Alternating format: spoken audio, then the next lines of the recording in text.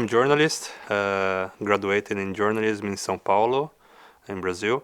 I used to work as a videographer, filmmaker for journalism and also advertisement, and most of my experience is working with sports. I worked for many years for the ESPN channel in Brazil and also to an advertisement agency that works for the Brazilian national team of football. So for almost 6 years I was in the tour following the national team of Brazil. I even was here in Sweden twice covering friendly matches.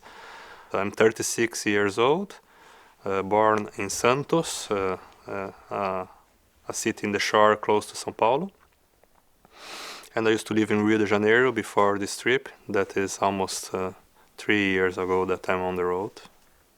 I could say that I was tired of my old job or to living in a big city like São Paulo or Rio.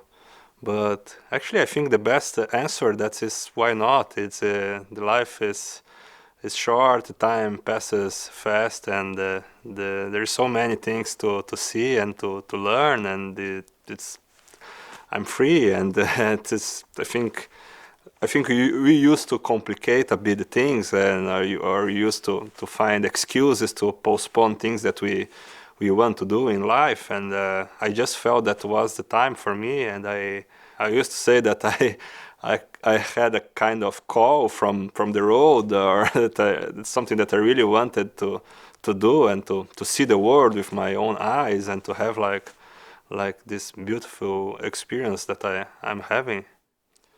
Well, I started this trip in Brazil, in south of Brazil, and then I went to Uruguay, and it was December of 2016.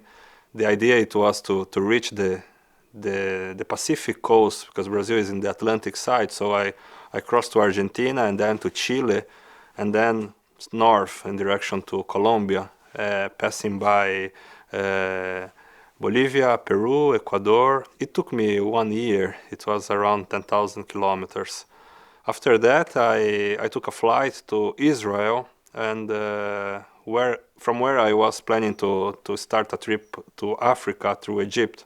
But at the end, I just traveled around Israel and Jordan, and I changed my mind, and I took another flight to Norway. It was in August of 2018, 1 year ago, more or less. And I came to Norway last year because I really wanted to see the Northern Lights. It was a childhood dream for me. And I came in the end of the summer with some hope that I could see the lights in the beginning of the autumn. So I rode my bike from Oslo to Lapland in Norway, and I had the lucky to see the lights a lot of times in Lofoten and Tromsø, Senja, and then I kept traveling from there all the way to Central Asia. Actually, I left Norway to Finland through the north part of Sweden, and then all the way south to Helsinki. Then I crossed to Russia in St. Petersburg, back to the European Union in Estonia, then Latvia, Lithuania, Belarus, Ukraine.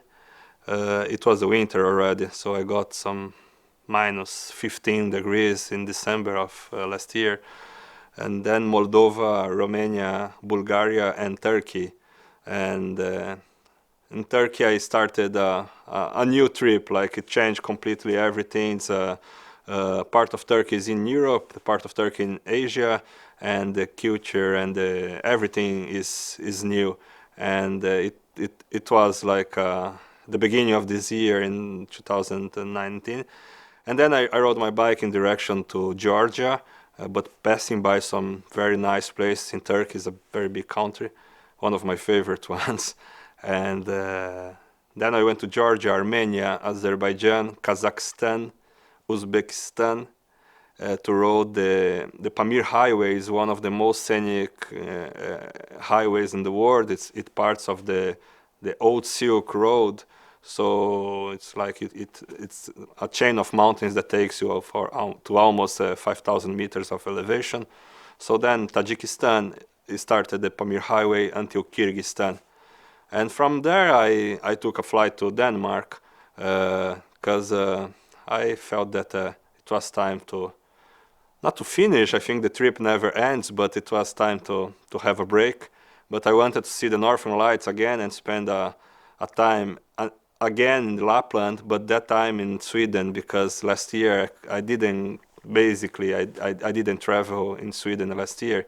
And so from Copenhagen I start this last trip until Nordkap in Norway, but all the way through Sweden, from Malmo to Gothenburg, from Gothenburg to Karlstad, and then Sundsvall, and now all the way north until the region of Kiruna, and to go to later to Alta and Nordkap, hopefully.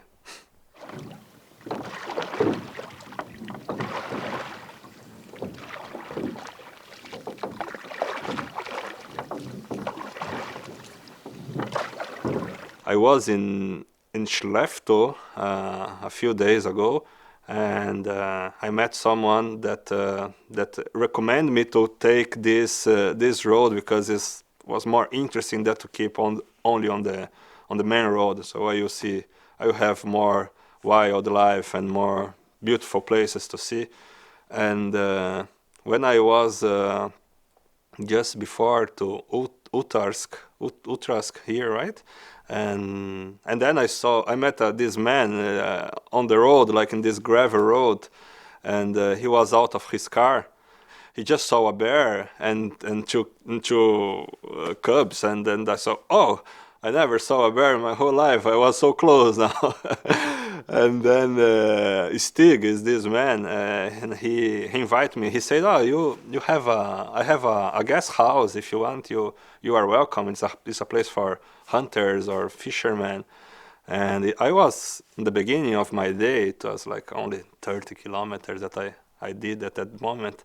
But that's the beautiful part of this experience, that suddenly you meet people, and then like when they open their hearts and their houses, and this is like a cultural experience. So when you have this experience again to be like really close to the Arctic Circle, and some local guy invite me to stay with his family. So yeah, now I'm here, and the next step is go in direction, well, to cross the Arctic Circle first tomorrow, and then reach Vittangi, and yeah, keep going in direction to Norway. I think learning is the big passion of my life. I wasn't a cyclist before. I used to have my bike, and I did some short trips or just commuting in the city. But wow, I think being in the nature, meeting people, learning, I think that moves me. If you have like a great job as I had before, but if you feel that you are not learning anymore, it's time to do something else. And I think that's my passion. Like keep moving. Cycling, it's cycling. You have just to turn the pedals, and you get used to the routine. But sometimes your mind push you up or push you down, and it's the most challenging thing is like to play with your mind, and to understand that like good things will pass and bad things will pass also. And but I think it's something that we will never learn. Like we get used to, we fall in comfort zones constantly, even in a bike trip like that. Landscape is awesome, the nature is amazing, but the connection that we have with the people on the road, it's what really teach you about the life, about how the people behaves all around the world. So it's like I think the most important thing for me. Something when I was in the mountains in Tajikistan told me that it was not only time for having a break, but I'm living, I think, more things that I can process. So I think it's time to start writing down all this experience that I'm having. And if I feel that is the result is good, I will publish a book. But I think my next project is slow down, going back to like to a real life, no, to the normal life in the city. It will not be a easy transition, an easy transition. So I want to go back and find probably a part-time job, and then have time for writing. But as I said, I don't. For me, it's not the end of the trip. I think the trip never ends. I want to keep traveling by bicycle, I think, for the rest of my life, making long trips like that, but trying to find the balance between having a long time on the road and also not stay so long far from the society, from my family, from things that are also important to me. So I still want to go to Africa, to Oceania and Southeast Asia and even North America. So yeah, I hope. Honestly, I was considering to stay in Sweden because I think I didn't find in any other more inspiring place than Lapland and this north part of the globe. For writing or for, I think, to understand and process all this intense experience that I have.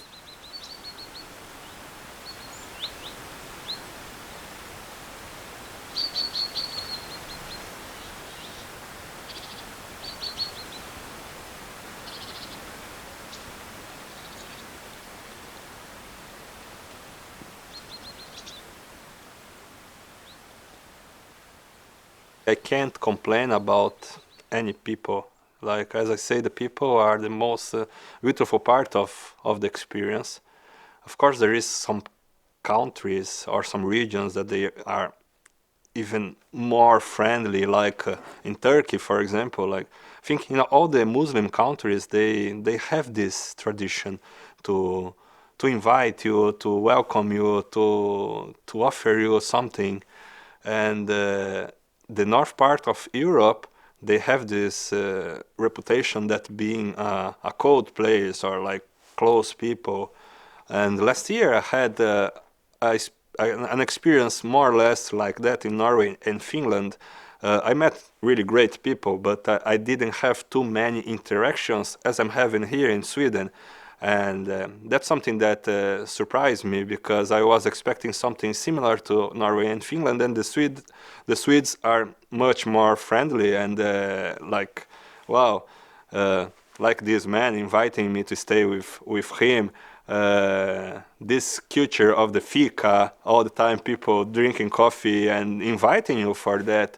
So I'm not feeling this cold thing that the people say that the Scandinavians have. At least here in Sweden, I'm feeling really, really good, like home. Yeah.